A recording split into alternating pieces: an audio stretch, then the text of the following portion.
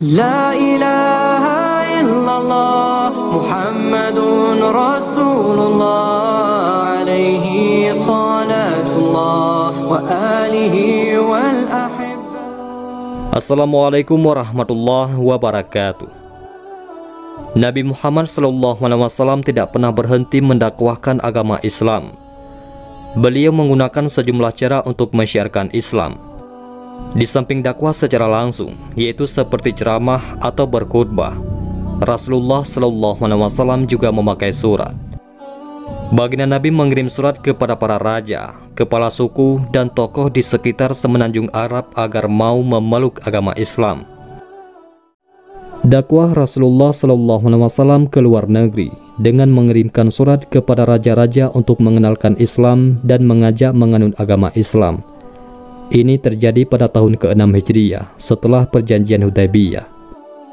Adapun raja-raja yang dikirimi surat oleh Rasulullah SAW, yaitu seperti Heraklius, yakni penguasa Romawi di Syam, kemudian Muqawqis di Iskandariyah Mesir, kemudian Kisra di Persia, kemudian Mundir bin Sawa, yakni Raja Bahrain, kemudian Haudah al-Hanafi, yaitu penguasa Yamamah, kemudian Raja Oman, kemudian Al-Haris al-Himyari, yaitu Raja Yaman, kemudian Al-Haris al-Ghassani, yakni pemimpin kaum Ghassan, hingga ke Najasyi di Habasyah, Abyssinia. Sebagai kelaziman surat menyurat resmi negara, Nabi Muhammad membuat cincin stempel sebagai tanda orisinalitas surat itu. Stempel itu berbunyi, Muhammad Rasul Allah.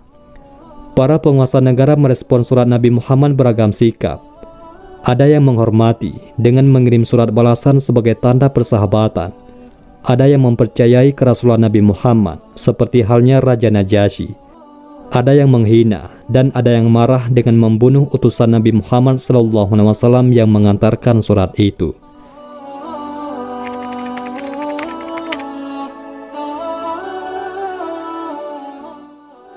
Sangat banyak kisah akhlak Rasulullah yang diriwayatkan di berbagai buku sejarah. Tidak hanya kepada orang Islam saja, namun hingga yang tidak mau tunduk kepada Rasulullah pun mereka mengakui keagungan sikap Nabi Muhammad SAW. Sebagai contoh, berikut ini adalah pengakuan jujur dari Abu Sufyan yang saat itu belum masuk Islam kepada Kaisar Heraklius. Suatu ketika, Heraklius sedang merasakan masa-masa paling jaya semasa hidupnya. Setelah peperangan sengit dan berkepanjangan antara pasukan Romawi dan Persia pada abad ke-6 dan ke-7, Romawi akhirnya memenangkan peperangan dan merebut kembali daerah mereka yang dikuasai Persia. Pada hari itu, salib suci berhasil direbut dari Persia dan dikembalikan ke gereja makam Kudus di Yerusalem. Bertepatan dengan waktu itu pula, Rasulullah SAW mengirimkan surat-surat dakwah kepada para raja di sekitar tanah Arab dan yang ada di sekeliling negeri Hijaz untuk mengajak mereka memeluk agama yang hak, yakni agama Islam rahmatan lil alamin. Karena itu, Rasulullah SAW mengumpulkan para sahabat guna menjalankan misi dakwah tersebut. Sebab misi Rasulullah itu tidak akan berjalan jika ada sahabat yang enggan dan tidak mau membawa surat-surat dakwah Rasulullah SAW. Maka Rasulullah SAW menunjuk Diyah Al-Qalbi untuk membawa surat Rasulullah kepada Kaisar Heraklius. Dikisahkan Heraklius pada saat itu baru mengenal nama Muhammad SAW. Dan ia begitu penasaran terhadap Nabi Muhammad yang mengaku-ngaku sebagai Nabi terakhir utusan Allah. Begitu menerima surat dari Rasulullah SAW, sang kaisar pun berkeinginan untuk melakukan penelitian guna memeriksa kebenaran kenabian Rasulullah Muhammad SAW. Maka begitu Heraklius mengetahui bahwasanya kafilah dagang Arab Quraisy yang dipimpin Abi Sufyan bin Harb menuju ke Syam untuk melakukan perniagaan, Kaisar Heraklius mengutus utusannya untuk menemui pemimpin kafilah dagang Quraisy, yakni Abi Sufyan bin Harb yang saat itu masih kafir. "Wahai pemimpin kaum, sesungguhnya Raja Heraklius mengundangmu ke istana," kata utusan itu. Maka tanpa menunggu lama, Abu Sufyan beserta rombongannya berangkat ke istana untuk menemui sang Raja Romawi. Setelah kafilah dagang Quraisy tiba di istana, maka Heraklius mengumpulkan para pembesar Romawi. Lalu Heraklius berkata melalui penerjemahnya, Katakan kepadanya bahwa aku bertanya kepadanya tentang lelaki yang mengaku sebagai nabi. Jika ia berdusta kepada aku, maka kalian harus mendustakannya. Demi Tuhan, kalau bukan rasa malu akibat tudingan pendusta yang akan mereka lontarkan kepada aku, niscaya aku akan berdusta tentangnya, kata Abu Sufyan. Siapa di antara kalian yang paling dekat hubungan nasabnya dengan orang yang mengaku sebagai nabi itu? Tanya Kaisar Heraklius. Abu Sufyan menjawab, akulah orang yang paling dekat nasabnya dengan dia. Abu Sufyan pun diminta berdiri paling depan sebagai juru bicara karena memiliki nasab yang paling dekat dengan Rasulullah Shallallahu Alaihi Wasallam. Sedangkan rombongan yang lain berdiri di belakang sebagai saksi. Itulah strategi Kaisar untuk mendapatkan keterangan yang valid. Maka berlangsunglah dialog yang panjang antara Kaisar dengan Abu Sufyan. Bagaimana kedudukan nasabnya di tengah-tengah kalian? Tanya Raja Heraklius. Abu Sufyan menjawab, ia adalah seorang yang memiliki nasab terhormat. Ya, Nabi kita Rasulullah Muhammad SAW memang sosok yang komplit. Menarik penampilannya, fasih tutur katanya, mulia pergaulannya, lembut tabiatnya, tak pernah berdusta dan memiliki garis keturunan yang mulia. Sehingga pengakuannya sebagai nabi tidak dituduh untuk jadi tenar. Karena keluarganya sudah terkenal dengan keutamaan, bukan untuk panjat sosial, karena kedudukan sosialnya sudah tinggi sejak buyut-buyutnya. Tak ada celah bagi orang-orang untuk menolak apa yang ia sampaikan kecuali kesombongan.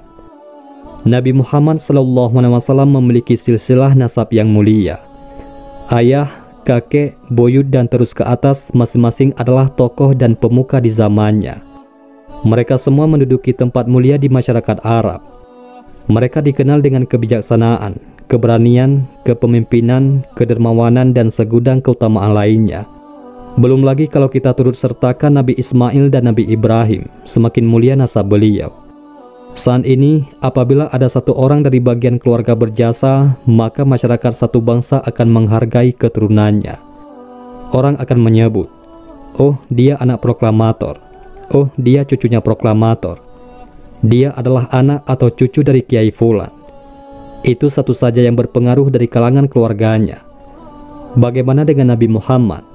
Belasan orang dari silsilah nasabnya adalah tokoh semua, berpengaruh semua, dan berjasa semua. Alangkah mulianya kedudukan Nabi kita, Muhammad SAW di tengah kaumnya. Namun, tatkala Nabi Muhammad mendapat wahyu, mendakwahkan sesuatu yang bertentangan dengan tradisi kaumnya, semua tak lagi memandang nenek moyangnya. Itulah beratnya tugas dakwah, menyampaikan kebenaran, memperbaiki keadaan masyarakat. Baiklah, kita lanjut dalam kisahnya.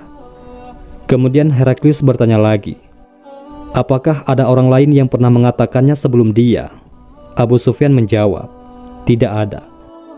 Apakah bapaknya seorang raja? Tanya Kaisar Heraklius.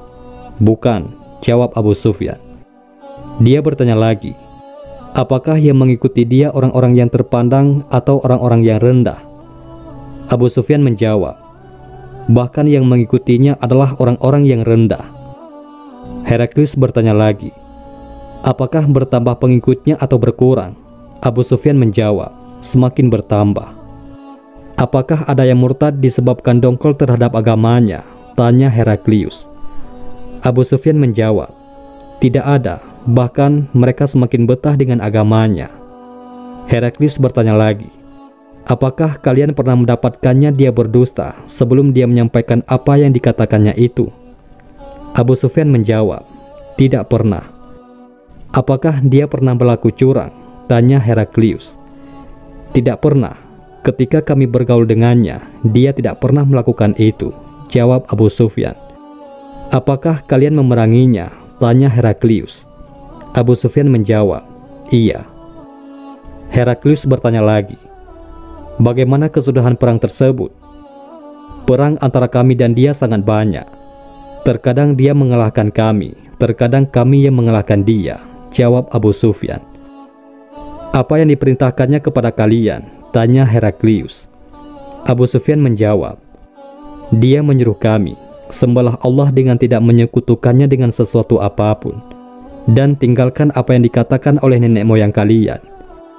Dia juga memerintahkan kami untuk menegakkan sholat, menunaikan zakat, berkata jujur, saling memaafkan dan menyambung silaturahim. Dengan kecerdasan yang dimiliki oleh Heraklius, maka Heraklius menyimpulkan percakapan antara dirinya dan Abu Sufyan, dan ia berkata kepada penerjemahnya, "Katakan kepadanya bahwa aku telah bertanya kepadamu tentang keturunan orang itu. Kamu ceritakan bahwa orang itu dari keturunan bangsawan. Dan aku tanya kepadamu, apakah pernah ada orang sebelumnya yang mengatakan seperti yang dikatakannya? Kamu jawab tidak. Seandainya dikatakan ada orang sebelumnya yang mengatakannya, tentu kuanggap orang ini meniru orang sebelumnya yang pernah mengatakan hal serupa. Aku tanyakan juga kepadamu, apakah bapaknya ada yang dari keturunan raja? Maka kamu jawab tidak. Aku katakan, seandainya bapaknya dari keturunan raja, tentu orang ini sedang menuntut kerajaan bapaknya. Dan aku tanyakan juga kepadamu, apakah kalian pernah mendapatkan dia berdusta sebelum dia menyampaikan apa yang dikatakannya? Kamu menjawabnya tidak. Sungguh aku memahami, kalau kepada manusia saja dia tidak berani berdusta, apalagi berdusta kepada Tuhan. Dan aku juga telah bertanya kepadamu, apakah yang mengikuti dia orang-orang yang terpandang atau orang-orang yang rendah? Kamu menjawab orang-orang yang rendah yang mengikutinya. Memang mereka itulah yang menjadi para pengikut Rasul. Aku juga sudah bertanya kepadamu, apakah bertambah pengikutnya atau berkurang? Kamu menjawabnya bertambah. Dan memang begitulah perkara iman hingga menjadi sempurna. Aku juga sudah bertanya kepadamu, apakah ada yang murtad disebabkan marah terhadap agamanya? Kamu menjawab tidak ada. Dan memang begitulah iman bila telah masuk tumbuh bersemi di dalam hati. Aku juga sudah bertanya kepadamu, apakah dia pernah berlaku curang? Kamu menjawab tidak pernah. Dan memang begitulah para rasul tidak mungkin curang. Dan aku juga sudah bertanya kepadamu, apa yang diperintahkannya kepada kalian? Kamu jawab, dia memerintahkan kalian untuk menyembah Allah dengan tidak menyekutukannya dengan sesuatu apapun, dan melarang kalian menyembah berhala. Dia juga memerintahkan kalian untuk menegakkan sholat, menunaikan zakat, berkata jujur, saling memaafkan dan menyambung silaturahim. Seandainya semua apa yang kamu katakan ini benar, pasti dia akan menguasai kerajaan yang ada di bawah kakiku ini.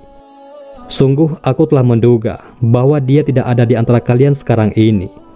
Seandainya aku tahu jalan untuk bisa menemuinya, tentu aku akan berusaha keras menemuinya, hingga bila aku sudah berada di sisinya, pasti aku akan basuh kedua kakinya. Kemudian Heraklius meminta surat Rasulullah SAW yang dibawa oleh Diyah Al-Qalbi untuk para penguasa negeri Basrah.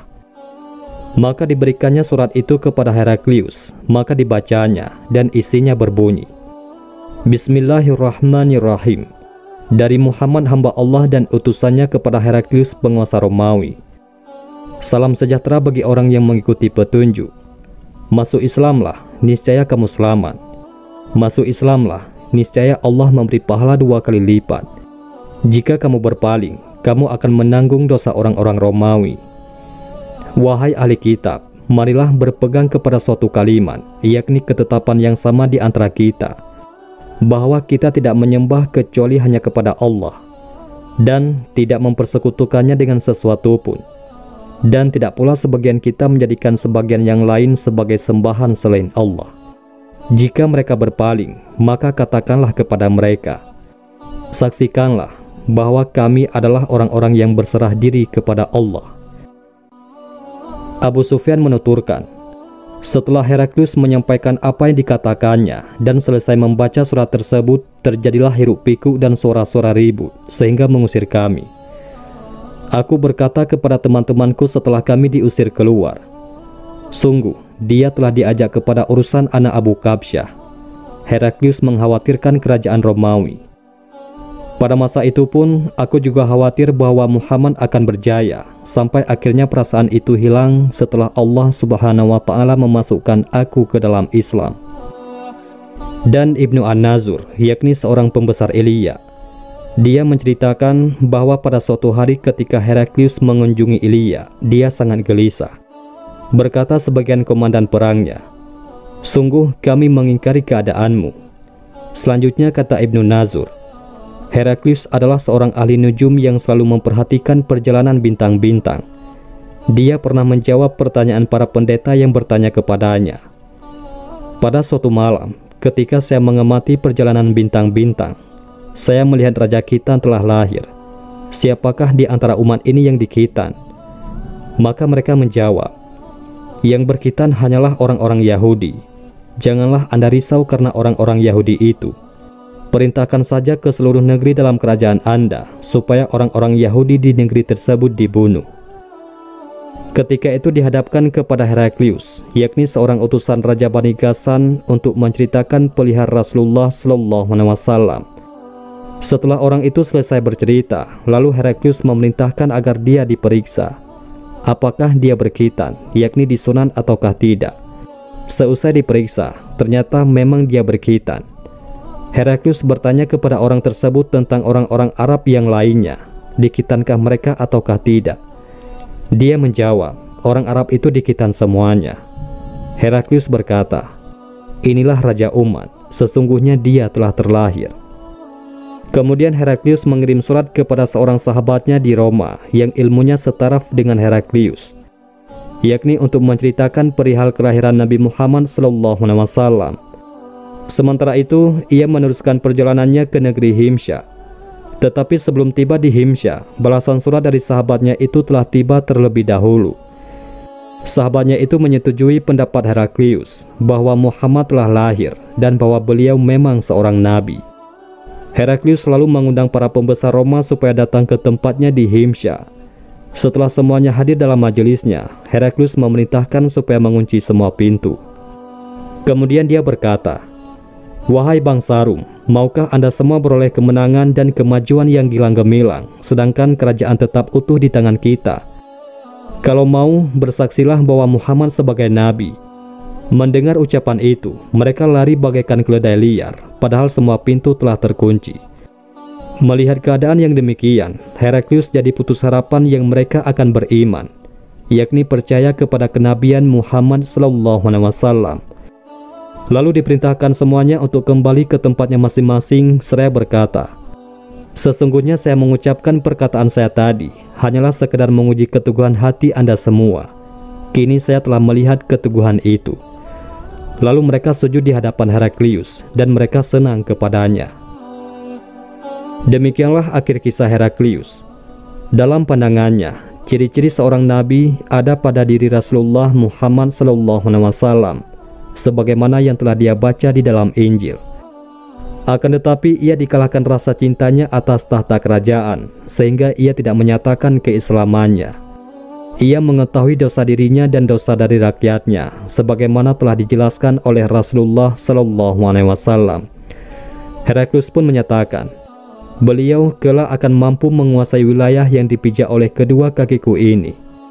Dalam riwayat dikatakan, Heraklius sangat memuliakan surat Rasulullah, tetapi ia tidak mau memeluk agama Islam karena ia takut ditinggal oleh rakyatnya dan juga takut akan kehilangan tahta kerajaannya. Akibatnya, di dunia Allah Subhanahu wa Ta'ala memanjangkan kekuasaannya, namun dia harus mempertanggungjawabkan kekafirannya di akhirat kelak. Wallahu a'lam bishawab.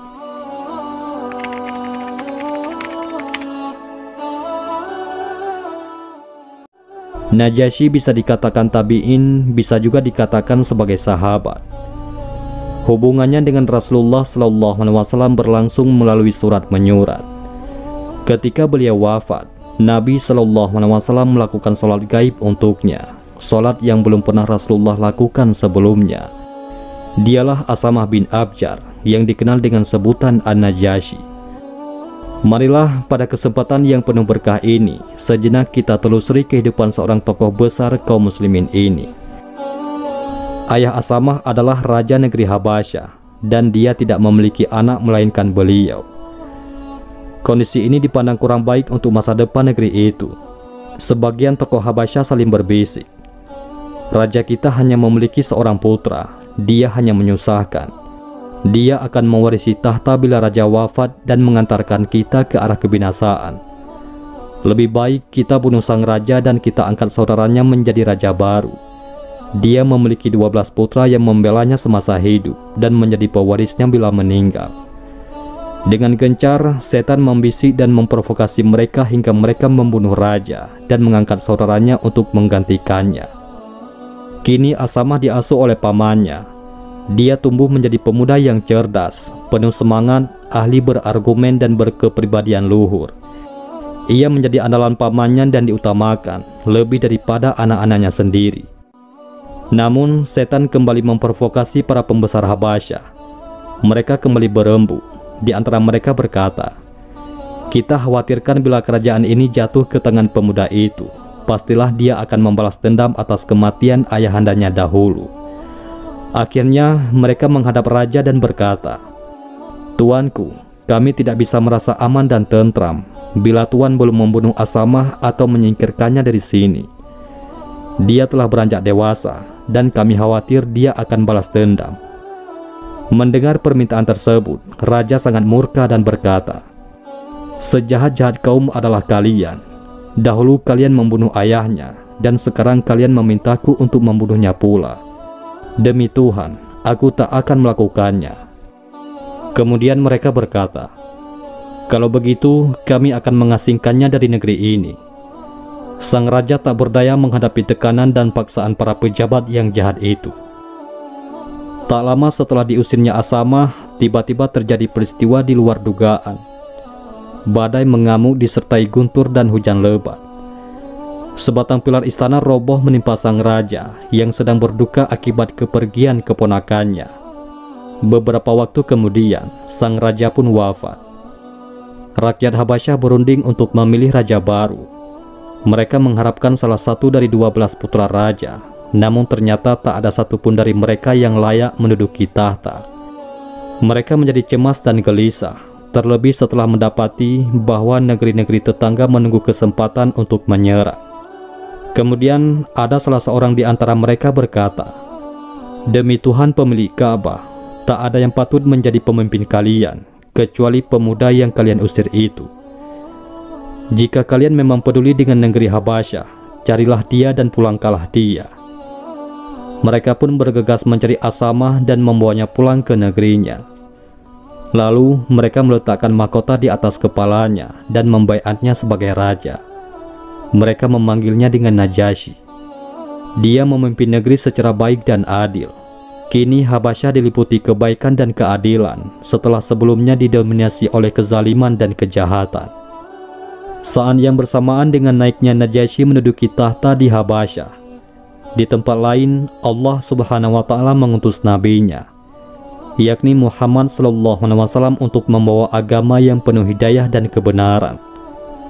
Satu persatu as-sabiqunal awalun memeluk agama yang dibawa Nabi Muhammad SAW. Orang-orang Quraisy mulai mengganggu dan menganiaya mereka. Ketika Mekah sudah terasa sesak bagi kaum muslimin karena gencarnya tekanan-tekanan musyrikin Quraisy, Rasulullah SAW bersabda, "Di negeri Habasyah bertahta seorang raja yang tidak suka berlaku zalim terhadap sesama.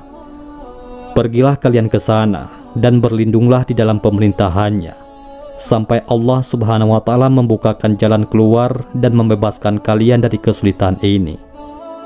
Maka berangkatlah rombongan muhajirin pertama dalam Islam yang berjumlah 80 orang ke Habasyah. Di negeri baru itu, mereka mendapatkan ketenangan dan rasa aman, bebas menikmati manisnya takwa dan ibadah tanpa gangguan. Akan tetapi, pihak Quraisy tidak tinggal diam setelah mengetahui bahwa kaum muslimin bisa hidup tenang di Habasyah. Mereka segera berunding menyusun makar untuk menghabisi kaum muhajirin atau menarik mereka kembali ke Makkah. Mereka mengirimkan 2 orang utusannya kepada Najasyi di Habasyah. Keduanya orang pilihan dan pandai berdiplomasi, yaitu Amr bin As dan Abdullah bin Abi Rabi'ah. Mereka berangkat dengan membawa hadiah-hadiah dalam jumlah besar untuk Najasyi dan para pejabat tinggi Habasyah yang dikenal menyukai barang-barang dari Makkah. Sesampainya di Habasyah, keduanya terlebih dahulu menjumpai para pejabat sambil menyuap mereka dengan hadiah-hadiah yang dibawa. Keduanya berkata, "Di negeri Anda telah tinggal sejumlah pengacau dari kota kami.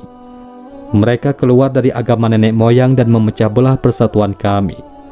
Maka jika nanti kami menghadap Najasyi dan membicarakan masalah ini, kami mohon Anda semua mendukung kata-kata kami untuk menentang agama mereka tanpa bertanya. Kami adalah kaum mereka. Kami lebih mengenal siapakah mereka dan mengharapkan agar kalian sudi menyerahkan mereka kepada kami. Setelah memilih saat yang tepat, Amr bin As dan Abdullah bin Abi Rabi'ah menghadap Najasyi. Mereka terlebih dahulu sujud, menyembah seperti yang biasa dilakukan orang-orang Habsyi. Najasyi menyambut keduanya dengan baik karena sebelumnya dia telah mengenal Amr bin As. Kemudian tokoh Quraisy itu memberikan hadiah-hadiah yang indah disertai titipan salam dari para pemuka Quraisy yang dipimpin oleh Abu Sufyan. Raja Najasyi menghargai hadiah-hadiah pemberian mereka. Kemudian Amr mulai bicara. Tuan, telah tiba di negeri Anda beberapa orang pengacau dari kaum kami. Mereka telah keluar dari agama kami dan tidak pula menganut agama Anda. Mereka mengikuti agama baru yang kami tidak mengenalnya, begitu pula Anda. Kami berdua diutus oleh pemimpin kaum kami untuk meminta agar tuanku mengembalikan mereka kepada kaumnya. Karena kaumnya lah yang lebih tahu akibat yang dimunculkan oleh agama yang baru itu, berupa fitnah dan kekacauan yang mereka timbulkan.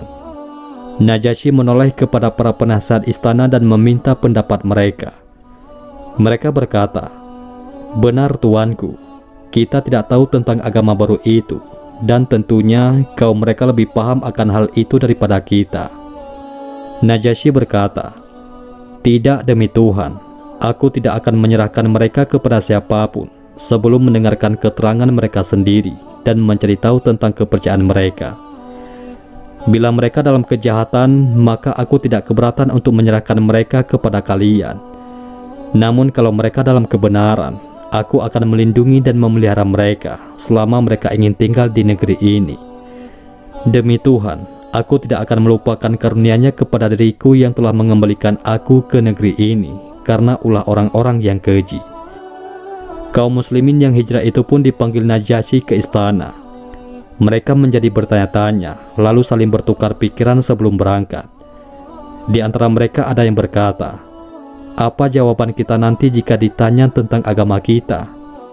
Yang lain menjawab, "Kita katakan saja perkara yang difirmankan Allah dalam kitabnya, dan kita jelaskan segala yang diajarkan oleh Rasulullah SAW tentang Rabb-Nya." Berangkatlah mereka menuju istana. Di sana mereka melihat Amr bin As dan Abdullah bin Abi Rabi'ah. Sementara uskup-uskup Najasyi duduk berkeliling dengan pakaian kebesaran mereka dengan kitab-kitab yang terbuka di tangan. Kaum muslimin duduk di tempat yang telah disediakan setelah memberi salam secara Islam. Amr bin As menoleh kepada mereka dan bertanya, "Mengapa kalian tidak sujud kepada raja?"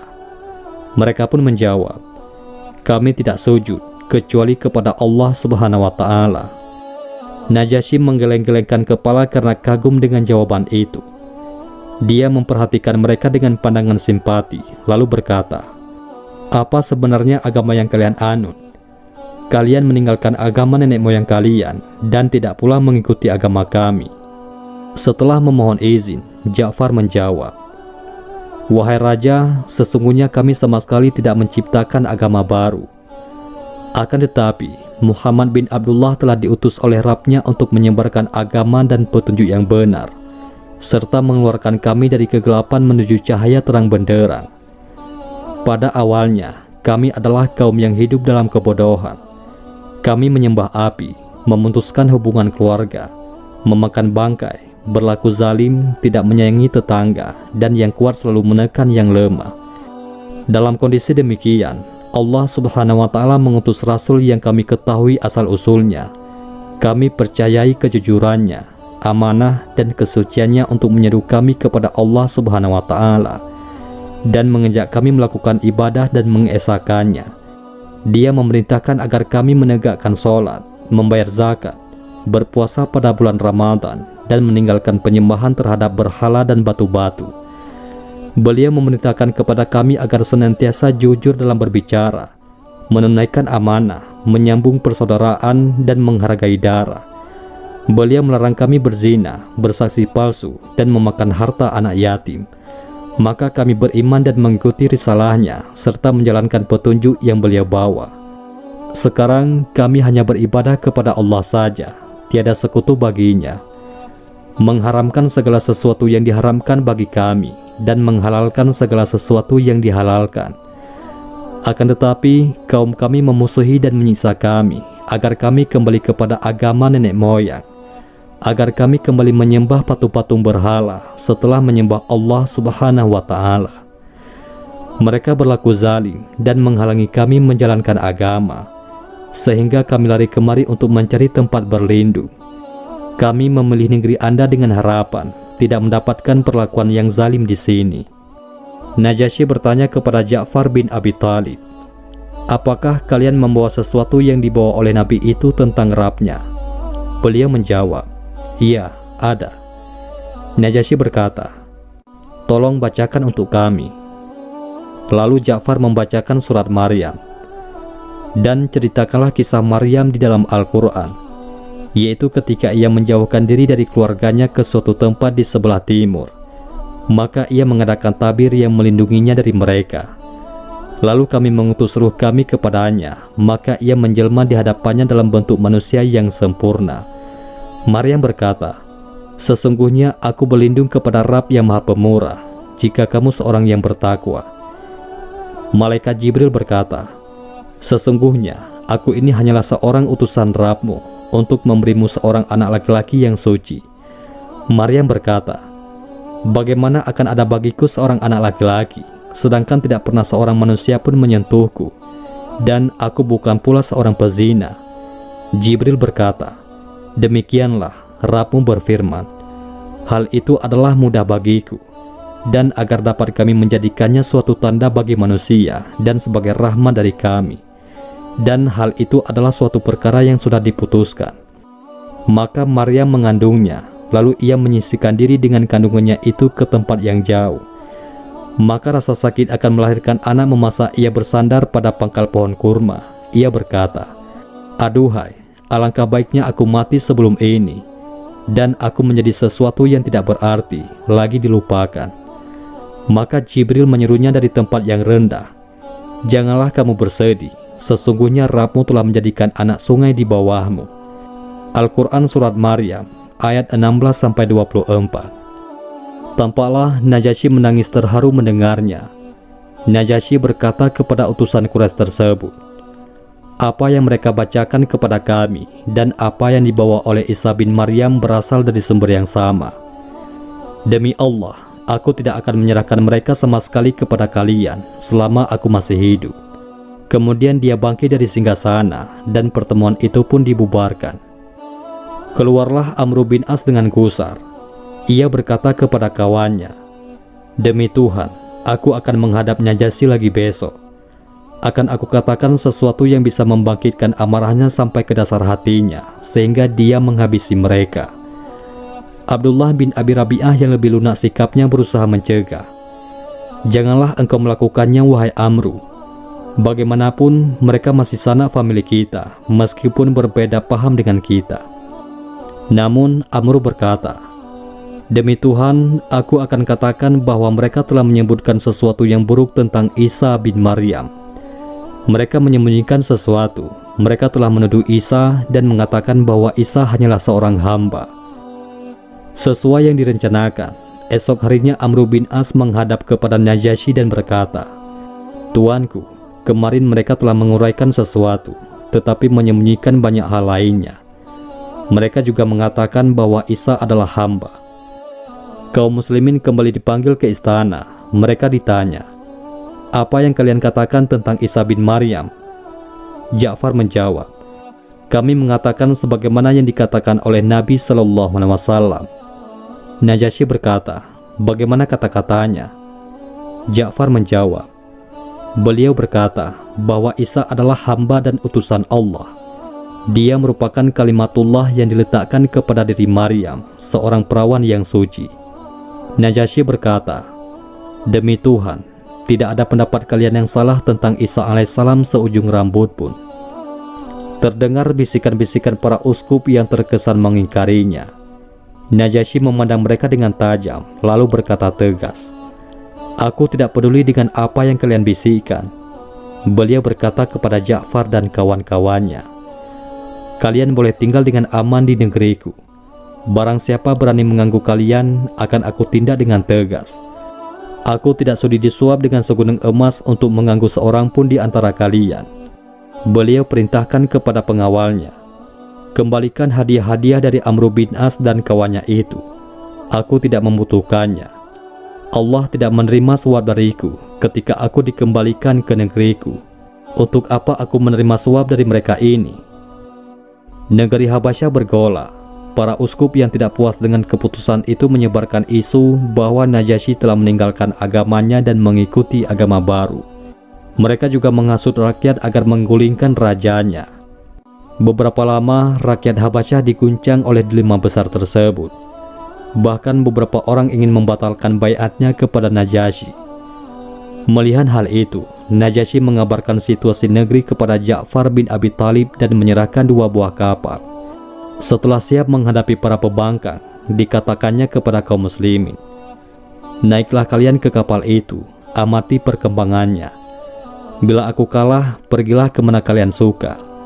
Akan tetapi kalau aku menang, kalian boleh kembali dalam perlindungan seperti semula." Selanjutnya Najasyi mengambil sehelai kulit kijang dan menuliskan di atasnya, "Aku bersaksi bahwa tidak ada ilah yang berhak disembah kecuali Allah, dan Muhammad adalah hamba dan utusannya yang terakhir. Aku juga bersaksi bahwa Isa adalah hambanya dan utusannya, ruhnya dan kalimatnya yang ditiupkan kepada Maryam." Dipakainya tulisan itu di dada, kemudian dia mengenakan pakaian perangnya dan pergi bersama para prajuritnya. Berdirilah Najasyi menghadapi para penentang-penentangnya.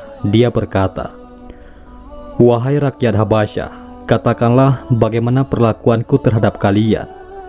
Mereka menjawab, "Sangat baik tuanku." Najasyi berkata, "Lalu mengapa kalian menentangku?" Mereka berkata, "Karena Anda telah keluar dari agama kita dan mengatakan bahwa Isa adalah seorang hamba." Najasyi berkata, "Bagaimana menurut kalian sendiri?" Mereka menjawab, "Dia adalah putra Allah." Maka Najasyi mengeluarkan tulisan yang dipakainya di dada, kemudian diletakkan di atas meja dan berkata, "Aku bersaksi bahwa Isa bin Maryam tidaklah lebih dari yang tertulis di sini." Di luar dugaan, ternyata rakyat menerima dengan senang pernyataan Najasyi. Mereka membubarkan diri dengan lega. Rasulullah SAW semakin percaya kepada Najasyi. Penghargaan Najasyi terhadap muhajirin yang datang ke negerinya dan membuat mereka aman dalam perlindungannya menggembirakan Nabi SAW. Apalagi setelah mendengar kecondongannya kepada Islam dan keyakinannya akan kebenaran Al-Quran. Hubungan Najasyi dengan Rasulullah SAW semakin erat. Memasuki tahun baru 7 Hijriah, Rasulullah SAW berkehendak untuk berdakwah kepada 6 orang pemimpin negeri tetangga agar mau masuk agama Islam. Beliau menulis surat untuk mengingatkan mereka akan iman serta menasihatkan tentang bahaya syirik dan kekufuran. Maka beliau menyiapkan 6 orang sahabat. Terlebih dahulu mereka mempelajari bahasa kaum yang hendak didatangi agar dapat menyelesaikan tugas dengan sempurna. Setelah siap, ke-6 sahabat tersebut berangkat pada hari yang sama. Di antara mereka ada Amr bin Umayyah Ad-Damari yang diutus kepada Najasyi di negeri Habasyah. Sampailah Amr bin Umayyah Ad-Damari di hadapan Najasyi. Dia memberi salam secara Islam dan Najasyi menjawabnya dengan lebih indah serta menyambutnya dengan baik. Setelah dipersilakan duduk di majelis Habasyah, Amr bin Umayyah memberikan surat Rasulullah SAW kepada Najasyi dan langsung dibacanya.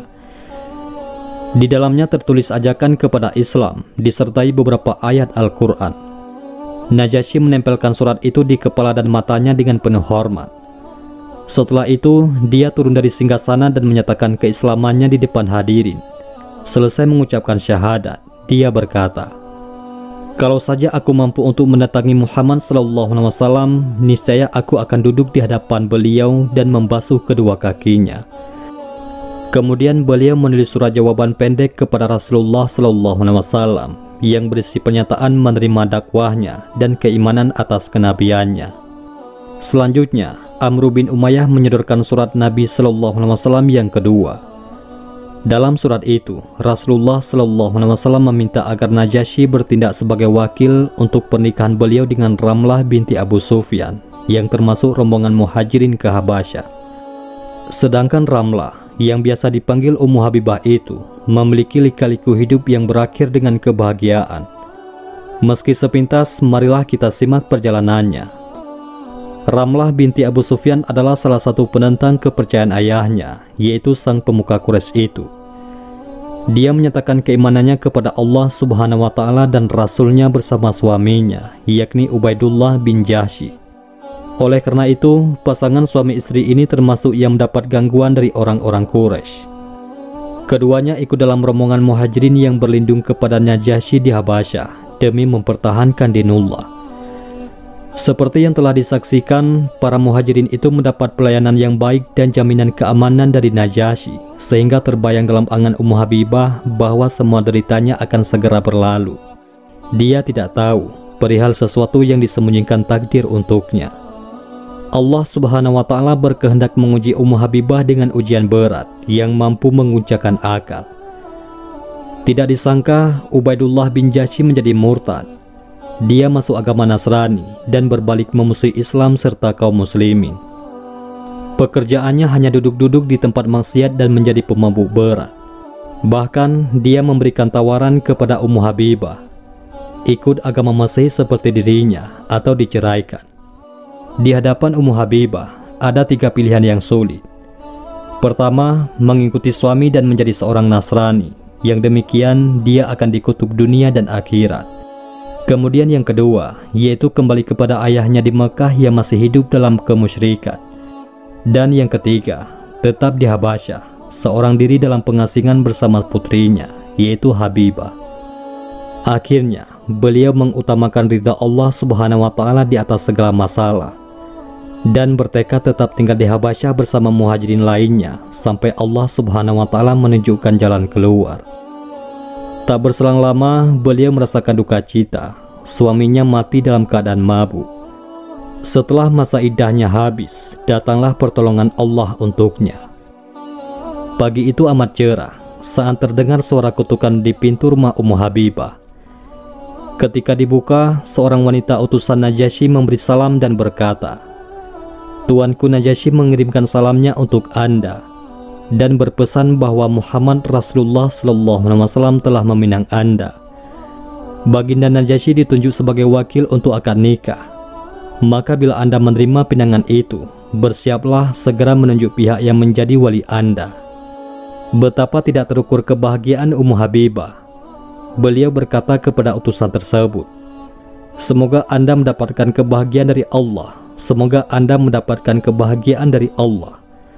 Kemudian Ummu Habibah berkata, "Aku menunjuk Khalid bin Sa'id bin As sebagai wakilku, karena dialah kerabatku yang terdekat di negeri ini." Begitulah, hari itu istana Najasyi tampak semarak. Seluruh sahabat yang ada di Habasyah hadir untuk menyaksikan pernikahan Ummu Habibah dengan Rasulullah Sallallahu Alaihi Wasallam. Setelah segalanya siap, Najasyi mengucapkan tahmid dan berkata, "Amma ba'du, saya penuhi permintaan Rasulullah Sallallahu Alaihi Wasallam untuk menikahkan dengan Ramlah binti Abu Sufyan. Saya berikan mahar sebagai wakil Rasulullah berupa 400 dinar emas berdasarkan sunatullah dan sunnah Rasulnya."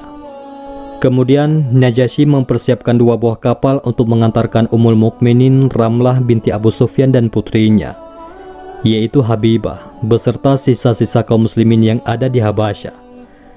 Sejumlah rakyat Habasyah yang beriman kepada Allah dan Rasulnya turut bersama mereka. Mereka rindu untuk berjumpa langsung dengan Nabi Sallallahu Alaihi Wasallam dan sholat di belakang beliau.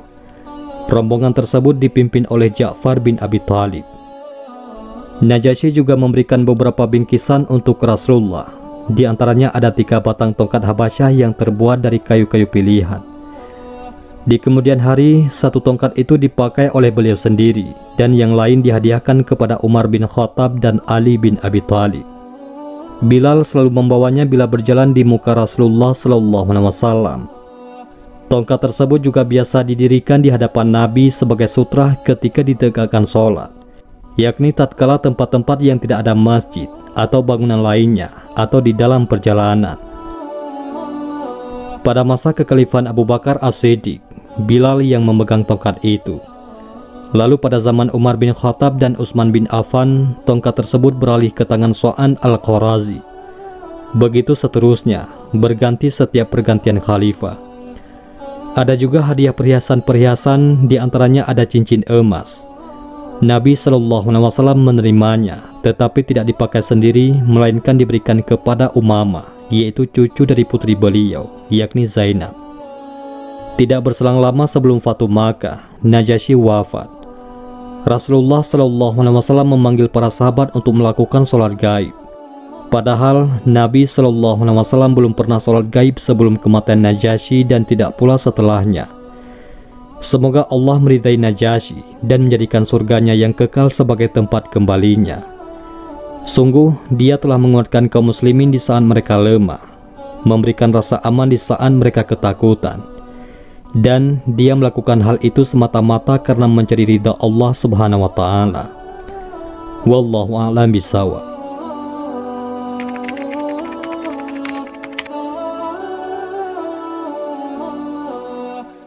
Kali ini kita akan bahas tentang raja yang zalim, yaitu Raja Kisra di Persia yang menyobek surat Rasulullah SAW. Jika surat Rasulullah SAW dibaca dan diterima dengan hormat oleh Raja Persia, maka tidak demikian halnya yang terjadi terhadap raja yang sombong ini. Surat Rasulullah SAW kepada Kisra, yaitu Raja Persia itu berbunyi, Bismillahirrahmanirrahim. Dari Muhammad Rasulullah kepada Kisra pemimpin Persia. Kesejahteraan bagi siapapun yang mengikuti petunjuk, beriman kepada Allah dan utusannya, bersaksi bahwa tiada ilah selain Allah semata yang tidak sekutu baginya, dan bahwa Muhammad adalah hamba dan utusannya. Aku menyeru Tuhan dengan seruan Islam. Sesungguhnya aku adalah utusan Allah kepada seluruh manusia untuk memberi peringatan kepada orang yang hidup dan orang yang membenarkan perkataan atas orang-orang kafir. Masuklah Islam, niscaya Tuhan akan selamat. Namun jika Tuhan menolak, maka dosa orang-orang Majusi ada di pundak Tuhan. Di penghujung surat berbunyi, apabila Tuhan mau masuk Islam, kuberikan apa yang menjadi milik Tuhan dan mengangkat Tuhan sebagai pemimpin kaum Tuhan. Demikian bunyi surat Rasulullah untuk Raja Persia. Dikisahkan Rasulullah SAW mengutus salah seorang sahabat, yaitu Abdullah bin Hudzafah, untuk menyerahkan surat kepada Kisra. Maka berangkatlah Abdullah bin Hudzafah ke Persia untuk menyerahkan surat kepada Kisra. Setelah sampai di Persia, Kisra memanggil seluruh pembesar supaya hadir ke majelisnya.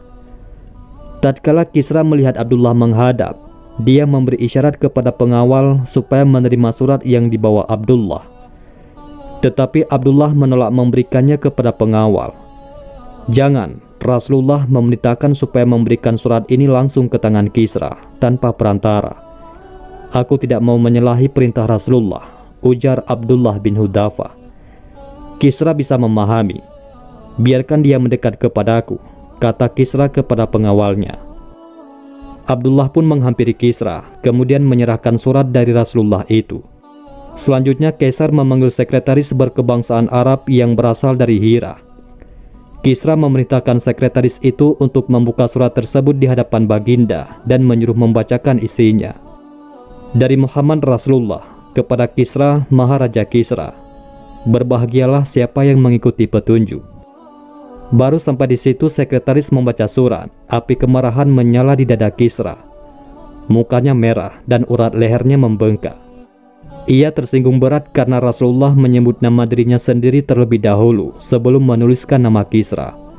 Lalu Kisra merebut surat tersebut dari tangan sekretaris dan menyobeknya tanpa mengetahui isi surat selanjutnya. Berani-beraninya dia menulis seperti itu kepadaku, padahal dia budakku, teriak Kisra.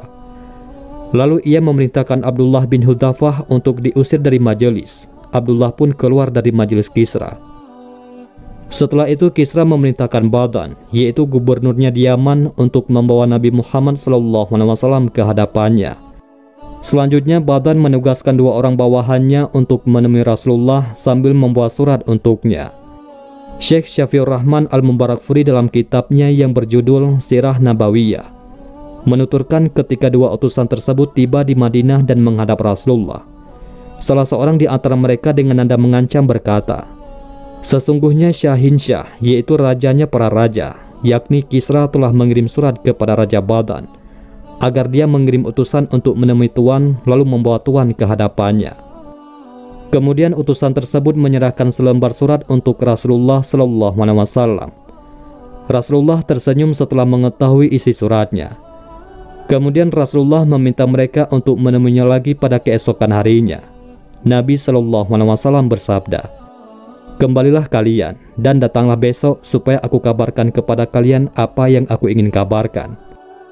Pada saat yang sama, di Persia terjadi pemberontakan besar-besaran yang diprakarsai oleh putra Kisra sendiri, yaitu Siruyah atau yang memiliki nama Manarki Kobat, di barat dikenal dengan nama Kafat. Dikisahkan saat itu pada malam hari, para prajurit penjaga malam ataupun Hurasni Madain yang biasanya menyerukan nama raja yang berkuasa ketika melewati jalan-jalan, malah menyebutkan nama Siruyah ketimbang Kisra, yaitu Raja Abrawis. Sebuah tanda kudeta telah dimulai. Pada saat aksi kudeta itu bukan hanya Raja Kisra yang dibunuh. Siruyah, yaitu putranya, juga membunuh seluruh anggota keluarganya yang laki-laki, terkecuali putranya sendiri, yaitu Ardashir. Para anak keturunan Anusirwan yang dibunuh oleh Siruyah diperkirakan mencapai 15 hingga 18 orang, baik dewasa maupun anak-anak. Al-Tabari dalam kitabnya yang berjudul Thariq Ar-Rusul wa Al-Muluk meriwayatkan pada hari setelah Siruyah membunuh saudara-saudaranya, 2 saudara perempuannya yang tidak dibunuh, yaitu Buran dan Adar Mirdud, datang ke hadapannya dan mencaci serta menghina dia dengan kasar. "Keserakahan akan tahta kerajaan yang masih belum kokoh telah mendorongmu untuk membunuh ayahmu dan semua saudara laki-lakimu, dan engkau telah melakukan tindakan yang tidak hormat," ujar saudari perempuannya. Maka pada keesokan harinya Rasulullah SAW memberitahukan peristiwa pemberontakan di Persia kepada kedua utusan Badan. "Sampaikanlah pada saudara kalian, yaitu Badan, bahwasanya Rabbku, yaitu Allah Subhanahu wa Ta'ala, telah menghinakan Tuhan kalian, yakni Raja Persia tadi malam." Mereka lalu bertanya, "Apakah Tuan betul-betul yakin dengan apa yang Tuan katakan ini? Sebenarnya kami tidak seberapa membenci Tuan. Apakah kami harus mencatat apa yang Tuan katakan ini dan menyampaikannya kepada raja kami, yaitu Badan?" Rasulullah SAW menjawab, "Benar, sampaikan hal ini kepadanya. Sampaikan pula pesanku kepadanya, bahwa agama dan kekuasaanku akan merambah seperti yang dicapai Kisra, yakni menguasai yang kaya maupun yang miskin. Sampaikan pula kepadanya, apabila Tuan mau masuk Islam, kuberikan apa yang menjadi milik Tuan dan mengangkat Tuan sebagai pemimpin bagi kaum Tuan." Maka kedua utusan itu segera kembali menemui Badan dan menyampaikan pesan Rasulullah SAW. Tak seberapa lama kemudian, datang sebuah surat kepada Badan yang memberitakan bahwa Kisra telah tewas. Dalam surat itu Siruyah berkata kepada Badan, "Awasilah orang yang sudah dikirimi surat oleh ayahku itu, yaitu Rasulullah, dan janganlah engkau menyerangnya sebelum ada perintah dariku." Al-Khadri dalam Muhadarat Tariqul Umam Al-Islamiyah dan Ibnu Hajar Asqalani dalam Fathul Bari sebagaimana dikutip Syekh Syafiur Rahman mengatakan hal inilah yang kemudian mendorong Badan beserta rakyatnya di Yaman untuk masuk Islam. Sebelum Siruyah membunuh Kisra, salah seorang tokoh negarawan Persia datang kepada Siruyah setelah dia memenjarakan ayahnya dan berkata kepadanya, "Tidaklah pantas bagi kita memiliki 2 orang raja. Apakah engkau membunuh Kisra dan kami akan menjadi hambamu yang setia dan patuh? Atau kami akan menggulingkanmu dan memberikan kesetiaan kami kepadanya, seperti yang selalu kami lakukan sebelum engkau mendapatkan tahta kerajaan?" Kata-kata ini mendatangkan ketakutan di hati Siruyah. Dia lalu memerintahkan Kisra untuk dipindahkan dari istana pemerintah ke rumah seorang pria yang bernama Marasvan. Al-Tabari mengisahkan Siruyah kemudian membuat berbagai tuduhan atas kejahatan-kejahatan Kisra dan memerintahkan Mihurmus, yakni salah seorang putra pejabat Persia, untuk membunuhnya. Belakangan Siruyah malah mengeksekusi Mihurmus juga atas tuduhan pembunuhan ayahnya. Selanjutnya, Suriah juga membunuh seluruh anggota keluarganya yang laki-laki. Meskipun demikian, ketika dia membunuh saudara-saudaranya, dia menunjukkan kesedihan yang luar biasa. Itulah yang terjadi terhadap kerajaan di Persia setelah menyobek surat Rasulullah SAW. Kerajaan menjadi kacau dan hancur yang diakibatkan oleh mereka sendiri. Dan itu semua tidak lepas dari kemurkaan Allah Subhanahu wa Ta'ala. Di dalam kisah ini, Nabi SAW telah mengetahui akan kebinasaan Raja Persia di saat berani menyobek surat beliau dan tidak menghormati beliau. Beliau SAW mengetahui hal ini karena Allah telah menetapkan untuk membinasakan orang yang membenci Rasulnya. Dan peristiwa ini adalah termasuk dari kesempurnaan mukjizat dalam terjadinya permusuhan di antara komponen umat yang satu. Bagaimana tidak, sedangkan pada peristiwa yang terjadi pada raja yang zalim ini adalah dalam satu rumah. Hal ini adalah bukti firman Allah dalam surat Al-Maidah ayat 64. Dan kami telah timbulkan permusuhan dan kebencian di antara mereka sampai hari kiamat. Bandingkan dengan penguasa Romawi Timur, yaitu Bizantium, Raja Heraklius juga mendapat surat yang sama dari Rasulullah. Setelah membaca surat Nabi, Heraklius mengumpulkan para pembesar kerajaan. Semula Heraklius disebutkan mempercayai kebenaran yang dibawa Nabi Muhammad. Namun karena para pembesar dan rakyatnya tidak menghendaki rajanya menjadi seorang muslim, maka Heraklius tetap mempertahankan agama lamanya, yaitu Kristen. Dalam satu kesempatan, Heraklius juga pernah berbicara dengan Abu Sufyan bin Harb tentang Nabi Muhammad. Dalam obrolan itu, Heraklius menyampaikan beberapa pertanyaan terkait Nabi Muhammad, mulai dari nasab hingga akhlaknya. Abu Sufyan mengonfirmasi semua pertanyaan yang diajukan Heraklius tersebut. Dalam hadis riwayat Bukhari dan Muslim, Heraklius mengaku kalau Rasulullah akan keluar. Namun ia tidak menyangka kalau Rasulullah muncul dari bangsa Arab Mekah. Seandainya aku tahu bahwa aku sampai kepada masanya, pasti aku sangat ingin bertemu dengannya. Seandainya aku ada di hadapannya, pasti aku basuh kedua kakinya, kata Heraklius. Imam Bukhari dan lainnya meriwayatkan dari Abu Sufyan. Heraklius mengatakan, aku telah mengetahui kalau dia akan muncul, tetapi aku tidak menyangka kalau dia berasal dari golongan kalian. Rasulullah SAW telah menulis surat kepada Raja Persia dan Romawi, dan keduanya tidak masuk Islam. Akan tetapi Raja Romawi memuliakan surat Rasulullah SAW dan juga utusan beliau, maka negerinya tetap jaya. Sehingga dikatakan bahwa kerajaan itu tetap ada pada anak keturunannya hingga hari ini. Adapun Raja Persia yang telah merobek surat Rasulullah SAW dan menghina beliau SAW, maka Allah menghancurkan kerajaannya dengan sehancur-hancurnya, sehingga tidak terdapat setelah itu kerajaan Persia. Maka siapapun yang membenci dan memusuhi Rasulullah SAW, niscaya Allah akan menghancurkannya dan membinasakan diri dan jejaknya. Wallahu a'lam bishawab. Mudah-mudahan ini semua bermanfaat. Assalamualaikum warahmatullahi wabarakatuh.